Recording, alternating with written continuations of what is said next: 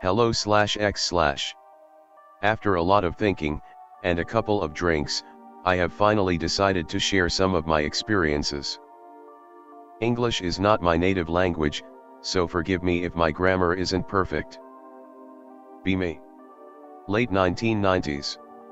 Work in a very rural area of Russia, as a sort of ranger/wildlife preservationist. In Russia we don't have the same regulations and strict protocol as some of you might. We more or less just drive around on ATVs and berate poachers, while we ensure the safety of the deer population and shit like that.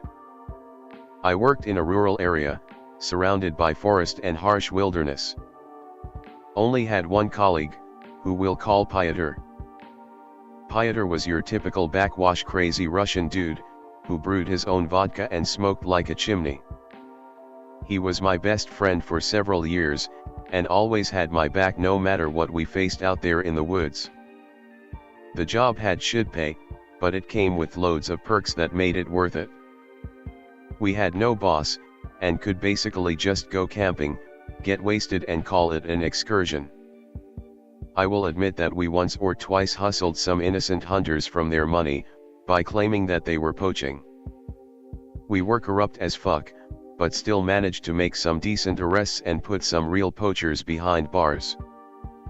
But sometimes we got calls that required us to do some actual hard work.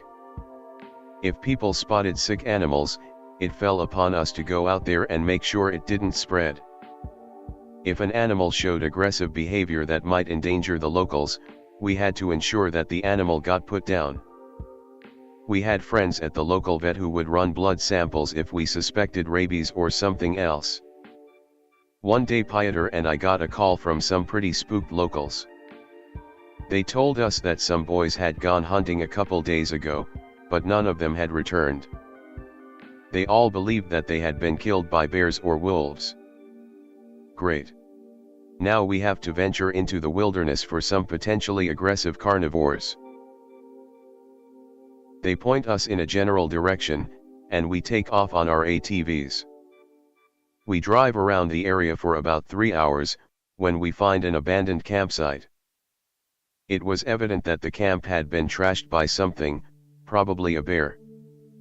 By the looks of it, the boys had left camp in a hurry, not even bringing their rifles. From then on we went on foot, with our guns drawn, just in case. We found the first corpse a few meters away from their camp. He was lying on his stomach, with several deep wounds to his back. What struck us as weird, was that it was deep puncture wounds, which we had never before seen in a bear or wolf attack. There was a clear path, which indicated where the other boys had fled. We found 2 boys in the same small area, both of them lying dead with similar wounds. One of them had practically been gutted. Pyotr was visibly shaken by the scene, and just kept shaking his head in disbelief. According to the locals, there was supposed to be 4 boys out here, so we were still missing one. We both tactically shat our pants, when we heard something rustling through the brush towards us. We aimed at the commotion and waited for it to reveal itself before we shot. I almost dropped my rifle when it emerged from the dense bushes. It was a red stag, with the mangled remains of the 4th boy stuck in its antlers. It had trouble holding its balance under the weight of the boy, but still bellowed aggressively, as if it was about to charge us. Pyotr was the first to snap out of the shock, and started lighting the fucking thing up. Upon further inspection we noticed that its antlers were worn down and broken. It had put an excessive amount of force behind each of its charges, breaking its antlers on the poor boys. The reason the 4th boy was stuck in the antlers, was because the damn thing had practically torn through his rib cage. We couldn't separate the boy from the antlers, so we had to bring the head with us. It was one of the most fucked up rides home, with the cargo of several corpses tied to the back of our ATVs. The local authorities were pretty angry at us, seeing as we had moved bodies from a potential crime scene, but let us off easy, seeing as the killer was literally embedded into one of the victims. Seeing the heartbroken parents of these boys still haunts me. That night I hung out with Pieter, mostly because I was still pretty spooked. That shit wasn't natural. Deer can be aggressive and defend against predators, yes. But this fucker hunted down those boys and killed them all. They don't do that shit. That was the first time I caught a glimpse of the spooky shit that goes on out there. In the following years I saw some deeply insane shit, that only Pieter and I know about. I will share the stories with you, and hopefully you will believe me and understand why I am scared shitless every time I see a deer. About once or twice a month, we had to go on excursions into the wilderness to look for signs of poachers, sick animals, and other stuff like that. One time we decided to drive out to a fairly secluded area, because there were rumors of some potential poaching. It was a very long drive, so we had always put it off, praying that the poachers would just get mauled by bears, so that we didn't have to make the long journey. We had to drive for about 15 hours, before the terrain became too difficult for the ATVs to handle. We had to walk the rest of the way, which meant we had to camp out. I was pretty uneasy when night came. Camping out is a norm for us, but we were further away from civilization than we had been before, and the previous incident still haunted my mind. Pieter offered me a bottle to ease my worries, but I didn't want to be intoxicated in case we were attacked by some demonic deer. The night went by without an incident, but I still didn't get a lot of sleep. We continued on our trek toward the supposed poacher hotspot. We arrived, looked around but found nothing. There didn't seem to be any sign of human activity anywhere in the area. Fucking rumors. Pieter mumbled to himself as he shook his head in frustration. Normally we should be happy to find nothing, but this time we were just exhausted and cranky. We were then startled by a loud bellowing echoing through the forest. What the fuck was that? Pieter pulled out his rifle and aimed in the direction of the noise. Though it went against our instincts, we had to go investigate it. We reached a small ridge that overlooked a clearing. In the middle of the clearing a group of 5 stags were huddled together. Their heads were bowed down, as if they were grazing. We noticed they all seemed to make sudden, violent jerking motions, like they were trying to gore the ground with their antlers. Pieter fired a shot into the air, trying to make them scatter. They didn't fucking move. If you have any basic knowledge on wildlife, you know that sudden loud noises makes just about any animal take off running. We fired a couple more shots into the air, but they still didn't react. In a small moment of madness, we decided to calmly approach them, to get a better look at what the fuck they were doing. As we approached them, we were met with the nasty stench of rot and shit. Is that a fucking bear? Pieter gestured to the ground in front of the stags. To our collective bewilderment, there was a large, adult brown bear. It was in a stage of decomposition, which meant it had been dead for at least 4 or 5 days. The stags were panting and groaning as they continuously gored the carcass over and over again. They looked seriously malnourished, and exhausted. The bear's body was completely ripped apart, except for the head, which they for some reason had left completely unscathed. We stood frozen to the ground, as we watched this horrible scene unfold. How did they take down a bear? How the actual fuck is that possible? I asked Pieter. He shook his head in disbelief, as he raised his rifle and shot one of the stags. As soon as the stag fell to the ground, the others stopped what they were doing, and just turned to look at us. They were covered in rotting blood and chunks of meat. They didn't charge or show any aggressive behavior. They just stared at us, unflinching and unblinking. Pieter had changed his mind about the blood sample at this point, and just slowly started backing away. I followed suit, and raised my rifle, just in case. When we reached the ridge, they resumed their mauling, once again not paying any attention to us. We were fucking done at this point. We didn't set up camp that night, and just kept hiking at a brisk pace until we reached our ATVs. None of us spoke a word the entire ride home, except for the occasional fuck. That incident really fucked something up in Poachers. It took him a couple of weeks before he went with me into the forest again. He was completely convinced that the stags were being manipulated by a witch or something, which I'm not really sure of. I don't really believe in witches and all that, I just believe that nature is a lot more fucked than we believe. We have been away from real, raw nature for so long because we chose to live in cities, that we have likely forgotten how scary and unpredictable it can be. Still, there was something off about those stags. Still don't have an explanation. One day we got a call from the local authorities.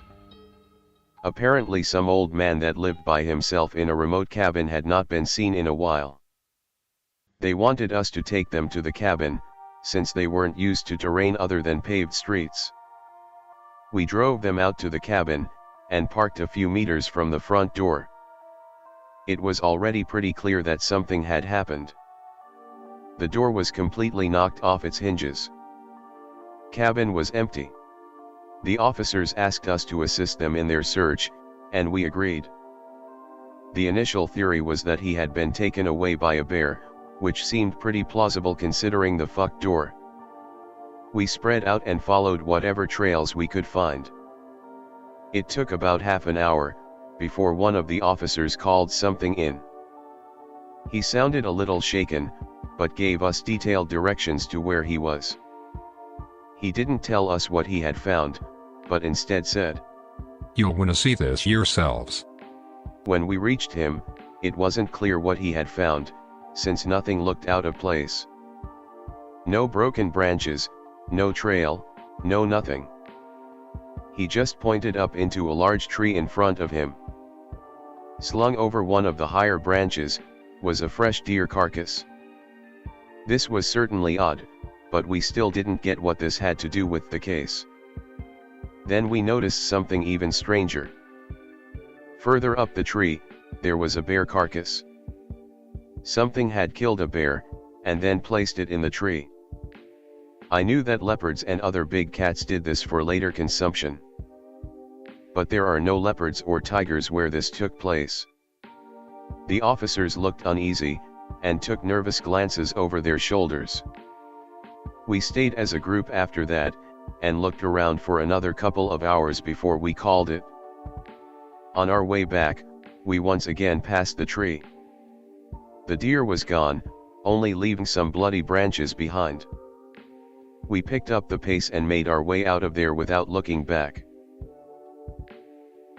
A quick reply to some of your questions before I continue.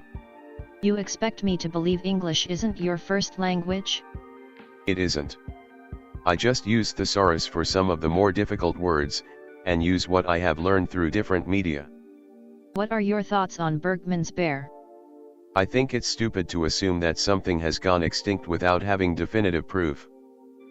Bears are resourceful, and could easily live undisturbed in the remote areas of Russia.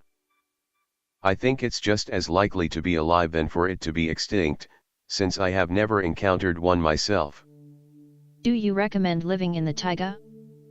Personally, I don't recommend living in Russia at all.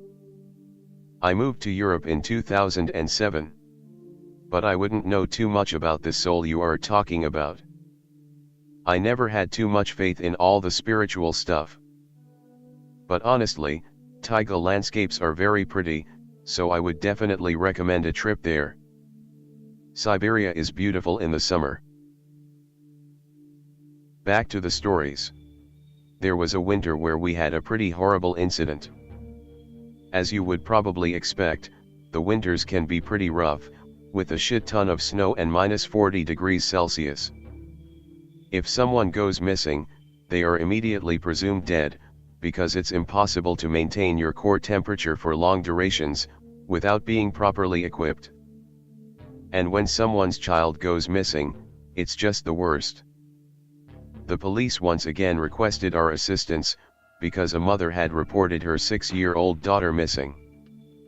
The thought of spending hours in the biting cold was not welcoming, but we couldn't possibly turn a blind eye to a missing child.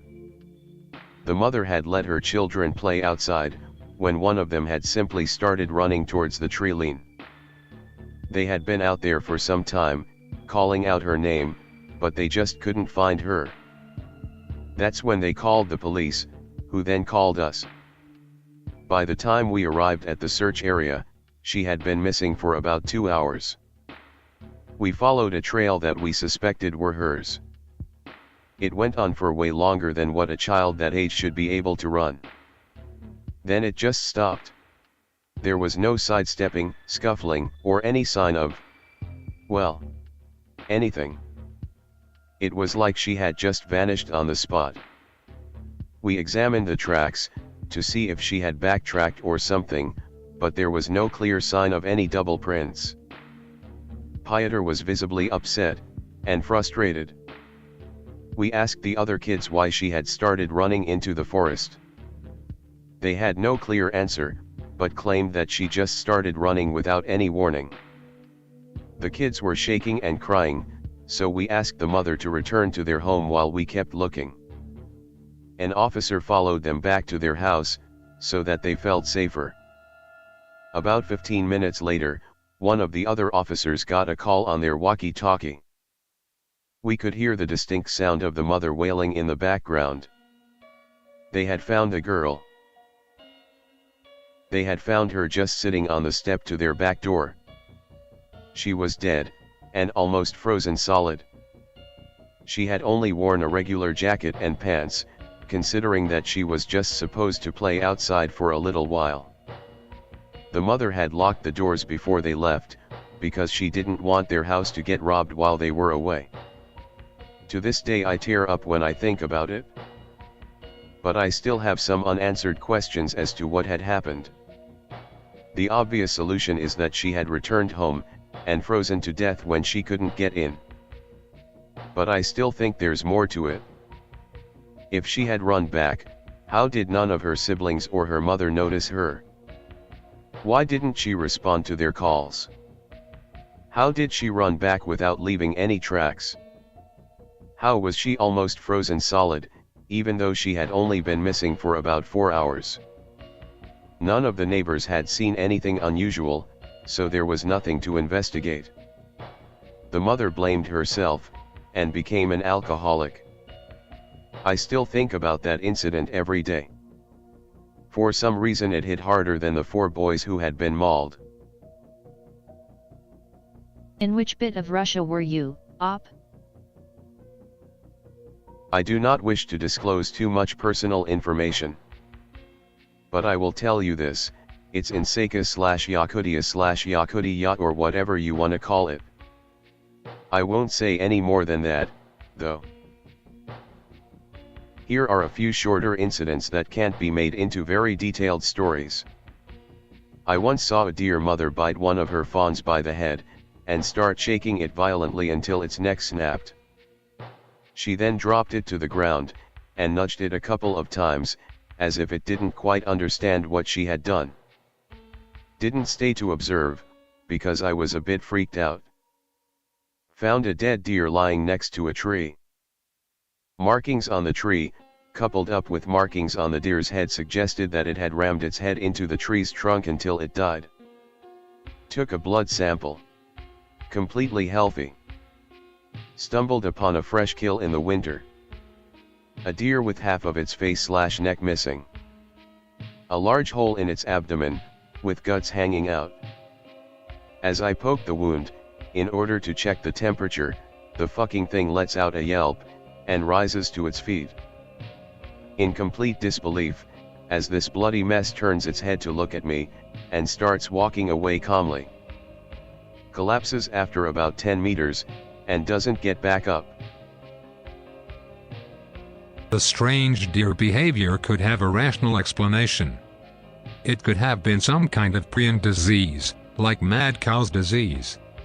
There's one in North America called chronic wasting disease that affects deer, and early symptoms are strange behavior, as it's literally eating holes in their brains. That's not to say it was this specific disease, but could have been something similar. And back in the 90s they wouldn't have known to test for it as it's fairly recent. Yeah, but 5 deer collectively mauling a bear. How the fuck does that happen? This will be the last from me for now. I am pretty tired, and it's exhausting to relive all these horrible memories. I may post more tomorrow, but for now I will leave you with this. I had been seeing a girl for a couple of weeks.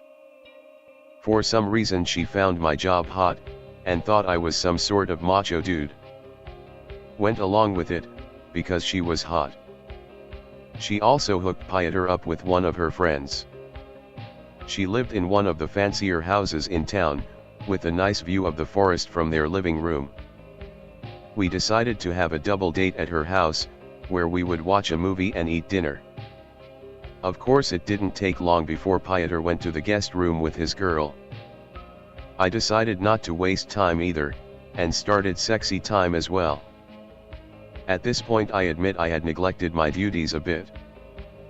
Pieter and I hadn't even been to the forest that month, and hadn't responded to any calls regarding sick animals or poachers. We had gotten caught up in our own personal lives. It honestly felt nice to get a break from the work, seeing as we weren't exactly ever off duty.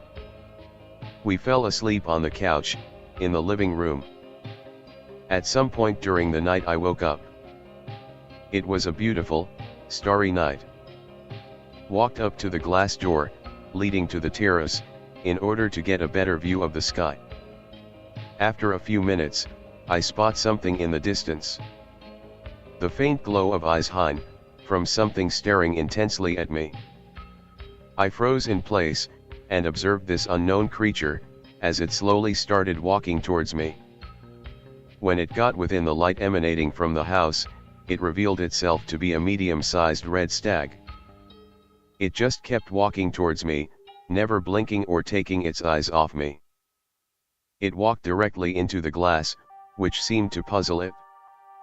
It started nudging the glass, which turned into violent pushing. At this point I started backing away, still in complete disbelief at what was transpiring in front of me.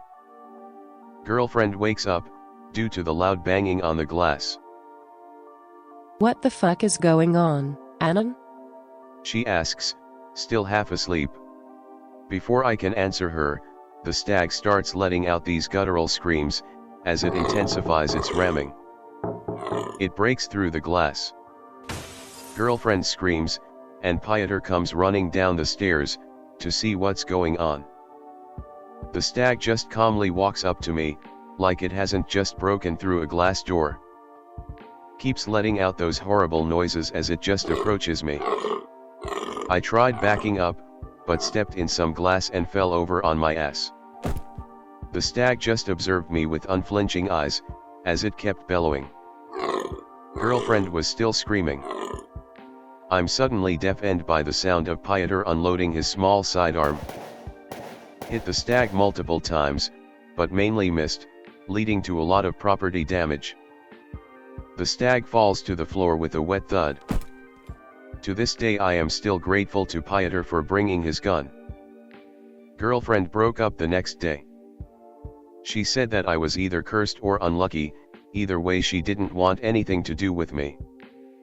I still always sleep with my blinds on.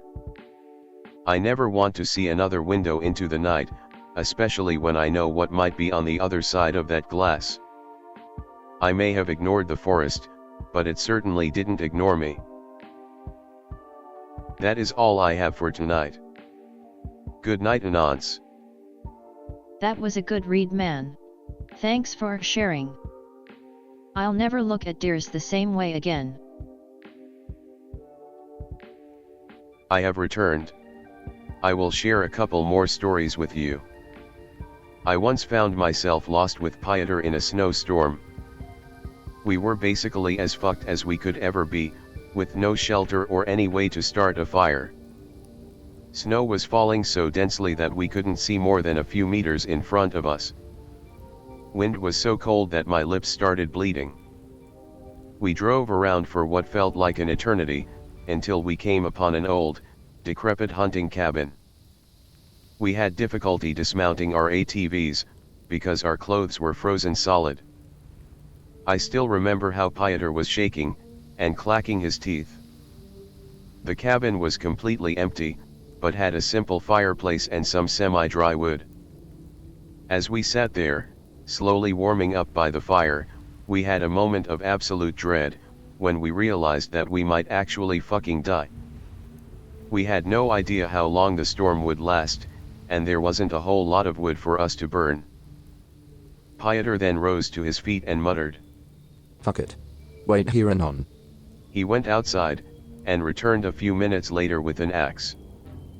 For a brief second I legitimately wondered if he was gonna put me out of my misery. To my relief he started beating the ever-loving shit out of the floorboards. Use this as firewood. It should keep the fire going for a while longer. Bless you, Pieter, and your demented brain. In the end we probably burned about half of the cabin's floor, which revealed more and more of the cold dirt underneath. And of fucking course there happened to be the remains of a couple of people down there. We were waiting out the storm, stuck in a fucking murder cabin. The remains looked very old, fortunately, just dusty skeletal remains. Seriously debated whether we should leave or stay. Decided to stay, because we'd have a better chance of survival against a psycho Russian killer than the storm. At one point I swear we heard someone approaching the cabin, only to run away into the wilderness. Makes no sense, because only a mentally deranged mongoloid would have the balls to wander around out there. Then again, we were in a cabin with corpses under the floorboards. We sat with our rifles ready, just in case. After a long while, the storm started winding down. We emerged from the cabin, dug our ATVs out of the snow and made our way back to town. Navigating was a lot easier, now that we could see where we were going. Immediately went to the police station. They were surprised to see us, since they had already reported us missing/dead. We told them about the cabin, and agreed to show them the way the next day. I slept for about 14 hours, after soaking in a tub of hot water, best sleep I've ever had. We met up with the officers, and led them through the forest to the cabin. It was fucking gone. There was no trace to be found of it whatsoever. The trails left behind from our ATVs were still very clear, and even the spot where we dug them out. But the cabin was just not there. There was a clear area, where it had been, but there was nothing but a fresh layer of snow. The officers looked irritated, and said that we were wasting their time. They said that we must have been hallucinating, or that we drank too much of Pieter's home brew. It still makes no sense to me. Never found an explanation. Pieter and I had been on one of our excursions in early autumn, when we came across a panicked hunter. He begged us to help his friend, who had been attacked by a bear further up the trail. He drove with us up to where the incident had occurred, but it was already too late. His friend was fucked up beyond belief, face ripped off, gutted and limbs bending in unnatural positions. Almost threw up at the sight. We decided that this bear was too dangerous to be left alive, since it was roaming fairly close to town. We started looking for tracks, to get an idea of where it was headed. The hunter was just sitting up against a tree, too shocked to react to what was going on. He kept describing the creature as a bear, when we asked him. The thing is, we only found deer tracks at the scene. Against our better judgment, we started tracking the fucker. I swear there was a constant stream of cold sweat running down my back, while we hunted this nasty motherfucker. Would honestly rather have been tracking a bear at this point. We reached a clearing at some point, where we found a piece of the guy's face hanging from a thorny bush. We were shitting enough bricks to build a new Berlin Wall at this point, but we trekked on. We finally caught sight of the fucker. It wandered aimlessly around in circles, almost like its internal compass was fucking up. This time, I was the one who shot it. Couldn't let Pieter have all the fun. Hit it in the head. Instant death. Chunks of flesh were still hanging from its antlers. We had to collect the individual pieces, and put them in a plastic bag, so that we could deliver it to the morgue with the rest of the body. We gagged, as we did it, it was so fucking horrible. Ended driving the shocked hunter back with us, so that he could deliver his testimony. Why did you tell us it was a bear? You would never have believed me. If only you knew. Pieter and I were hanging out in his apartment one night, sharing stories and drinking. Sat out on his small balcony, and smoked when we got a call from the police station. There had been strange sightings of a large animal, presumably a bear, roaming the area. Some locals were pretty spooked, and had reported it to the police. Of course it fell under our jurisdiction. We decided that we would check it out in the morning. We didn't feel like chasing some large unidentified creature, while we were half drunk and the sun had gone down. Sit for a few more minutes, just chatting when a deafening screech echoed out from beyond the tree limb. We were silent for a couple of minutes. Fuck me, that was loud. No shit, jackass. We decide to check it out. Operation Half-Drunk Russians Packing Heat commenced. We wandered around aimlessly, randomly pointing our flashlights and rifles around in the dark. You have got to be fucking kidding me. Pieter shouted out. He had found large cloven footprints. Don't tell me this is another fucking deer, I swear to God. He sounded both angry and scared shitless. Rustling behind us. We both instantly turn, and aim at the sound.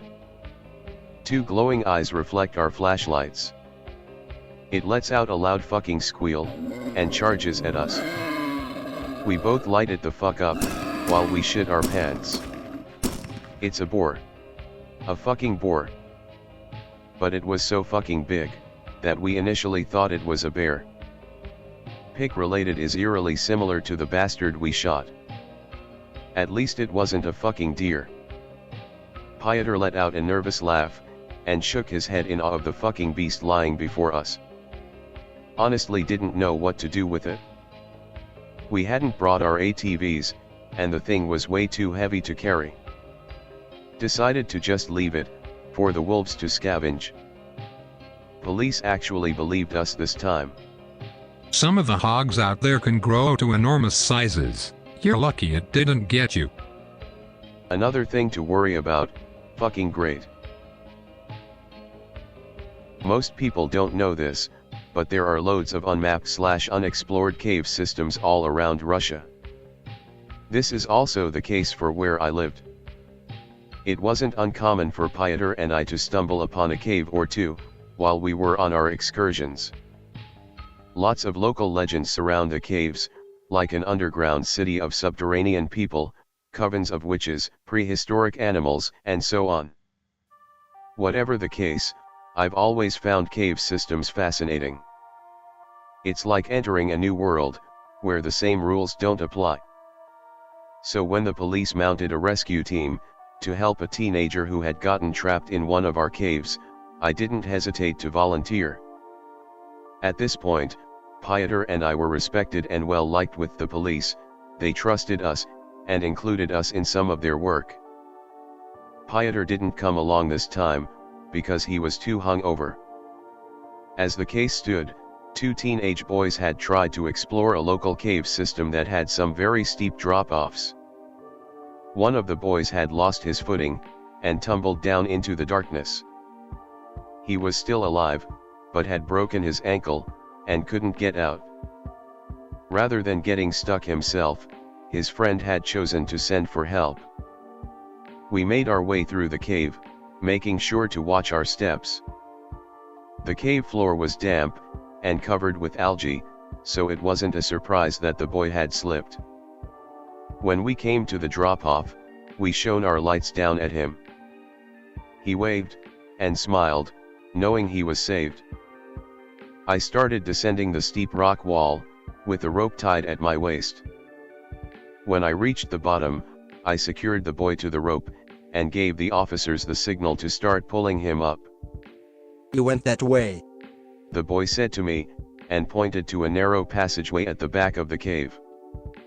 "Excuse me," I asked, wondering if he had hit his head on his way down.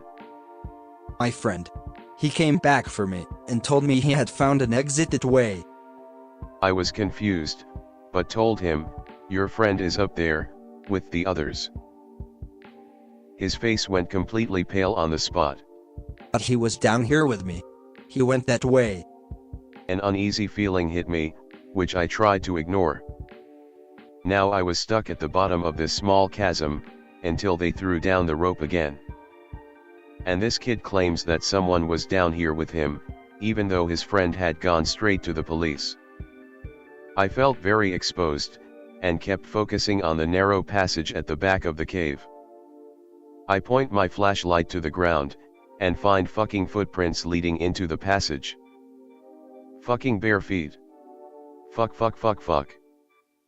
Just as I am unloading a metric fuckton of bricks, they throw the end of the rope down, and hit me right on my shoulder. I let out a shriek of terror, that those bastards never let me lie down. As they pulled me up, I refused to look back down. Got the fuck out of there as fast as possible. Fuck whatever was down there. One of our biggest problems with poachers, was that they would sometimes leave behind these heavy-duty, rusty bear traps. Pick related for reference. Sometimes they never came back for them, which meant that some parts of the forest could potentially be a minefield of broken ankles. Sometimes we would find rotting carcasses, that had become trapped in one and left to die. I once almost stepped in one, but Pieter noticed the chain in time to stop me. Thanks again, buddy. One time we came across one of these traps, which had been sprung. Left in the trap was a boot, with the foot still attached. The rest of the body was gone. Large pool of blood left behind, along with bloody pieces of fabric. From what we could see, it looked like someone had gotten stuck, and then had his foot amputated. We followed the blood trail, but found no body. He must have been with a friend, who drove him out of there.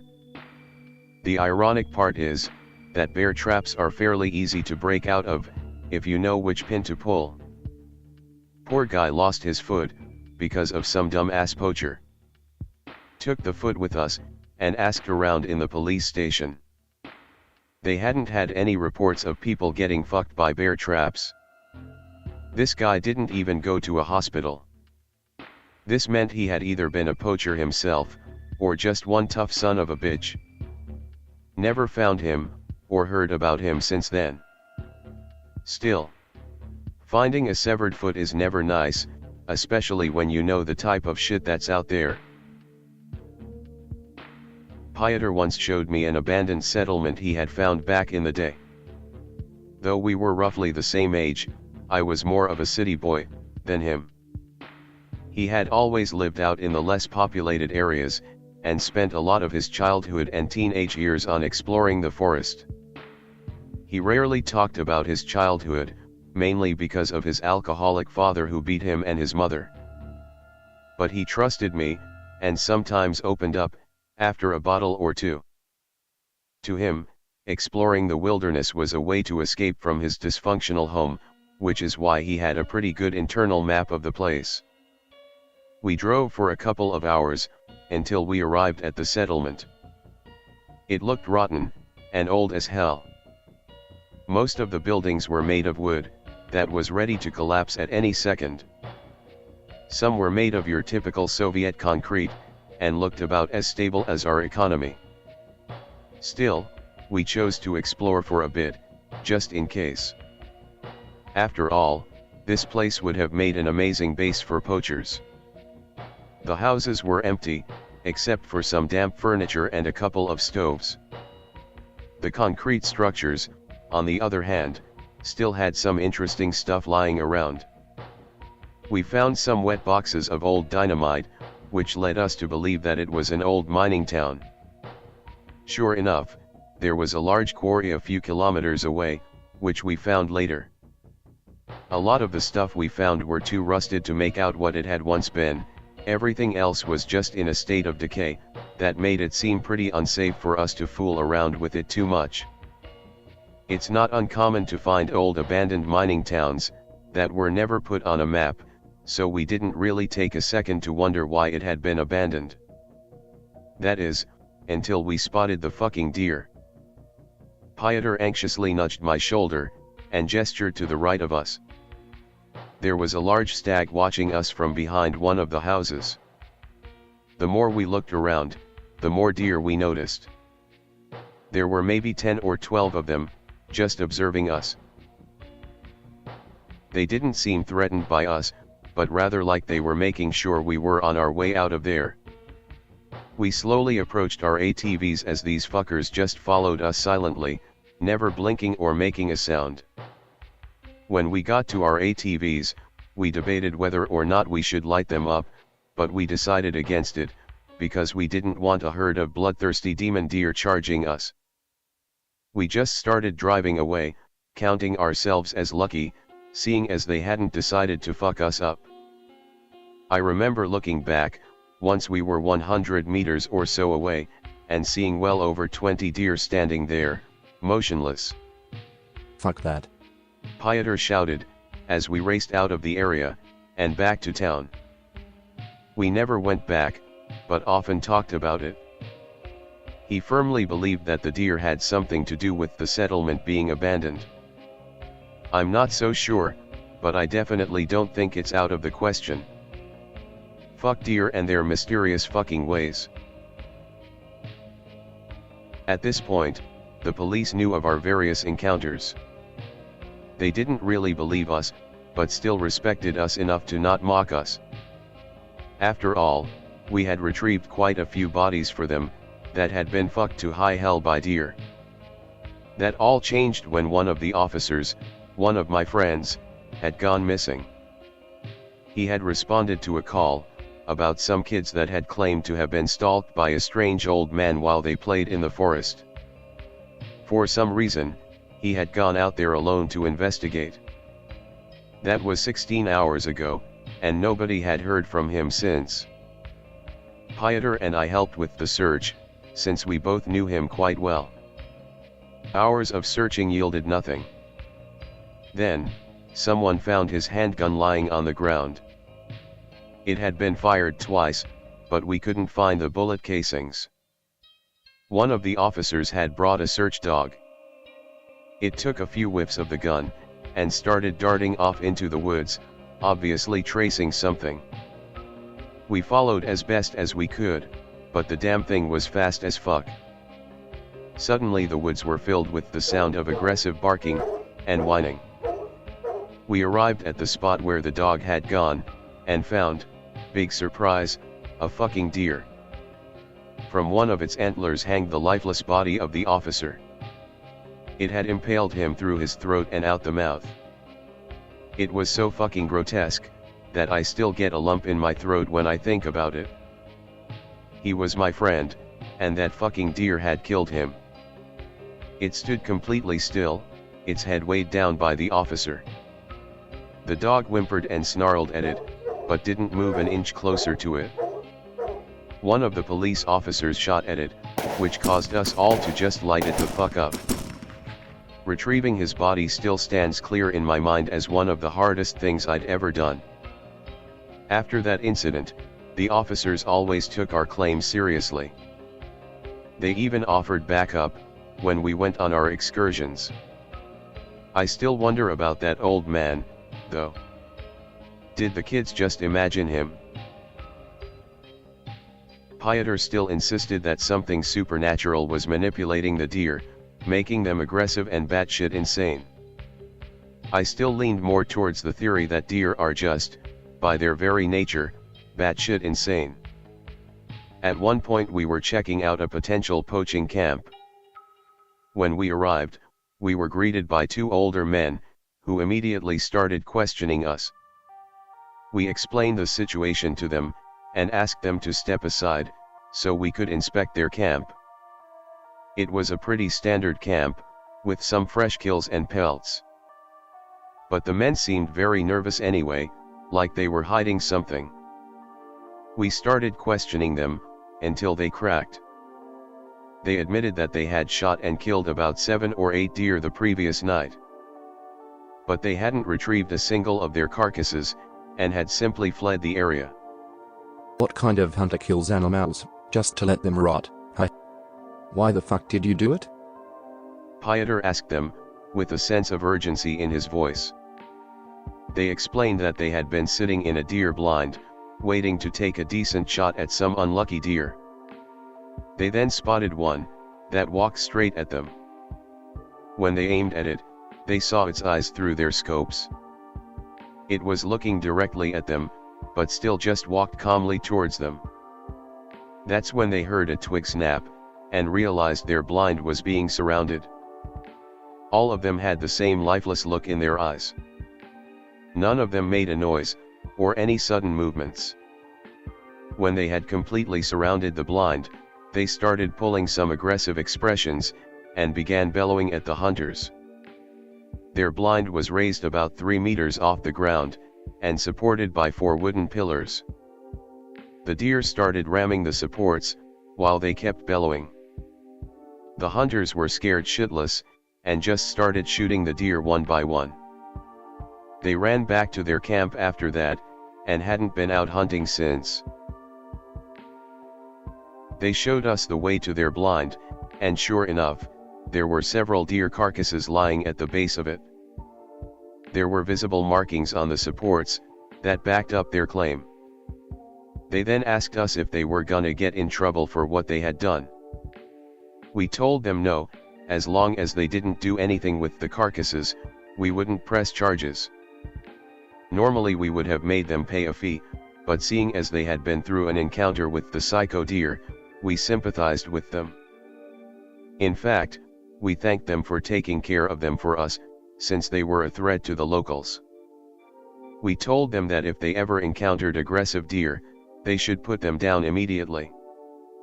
They looked a bit puzzled, as we drove away. Never saw them again. Poachers and I were once out on one of our excursions, when we ended up getting hunted by a pack of wolves. Normally, wolves tend to stay away from humans and avoid us at all costs. But this time they were literally chasing us, on our ATVs. I didn't really get a good look at their numbers, but I estimate that there were about 8 or 10 of them. They chased us for about a kilometer or so, when I accidentally ran directly into a tree, and got hurled through the air. I blacked out from the impact, but when I awoke, Poachers was sitting beside me, having a smoke. It took me a moment or two, before I remembered what had happened. But when I looked around, there were no wolves to be seen. Where did they go? Did you scare them off? I asked Poachers. He shook his head. Tried to scare them off, but they weren't even interested in you or me. He pointed towards my ATV. It was damn near ripped apart. They attacked it, and kept clawing, biting and ripping until they started bleeding out of their mouths. Several teeth were embedded in various places of the ATV. It didn't turn on. They had completely fucked the engine. Poachers' ATV was completely unharmed. What the fuck, man? Had to leave the ATV behind and bum a ride off Poachers. At this point, I was pretty sure nature just hated me. It became a sort of joke between Poachers and me, that I had chosen the one job that required me to stay in nature for long durations at a time, only for nature to completely reject me. This is going to be the last of my posts. It's gonna be a long one, but it will describe the incident that eventually led me to move to Europe. I thank all of you in advance for reading my ramblings.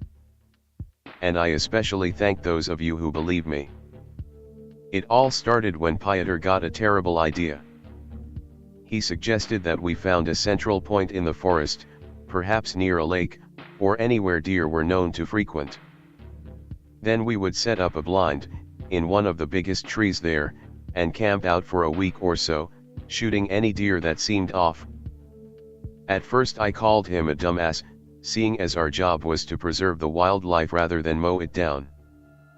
To be honest, I was also terrified at the thought of spending an entire week in the middle of nowhere. He called me a pussy, and gave me an ultimatum. Either you go with me, or I go out alone.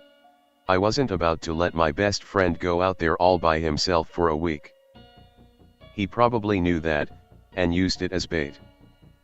We drove to the local hardware store, and picked up the necessary equipment for our little project: screws, wooden planks, rope, etc., etc.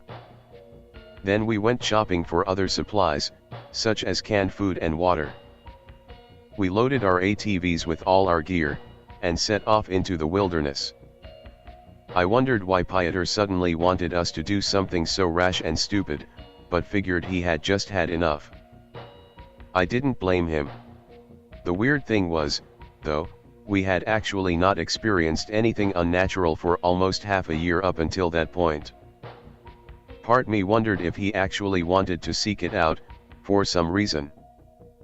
He never told me why he decided to lead this retarded crusade against the deer, but I still went with him so that I could watch his back. We eventually found a pretty large lake, surrounded by big, beautiful trees. It was early August, so we weren't in any danger of freezing to death while we slept. We started building our blind, which ended up being more of a wooden platform, 5 or 6 meters above the ground with a great view of the lake. By the time we were finished, the sun was setting. We had seen no sign of wildlife while we built our blind, but figured it was due to the amount of noise we made. Our plan had one huge flaw, that we had failed to realize. Fucking mosquitoes. We had no cover, and were placed right next to the goddamn mosquito capital of fucking Russia.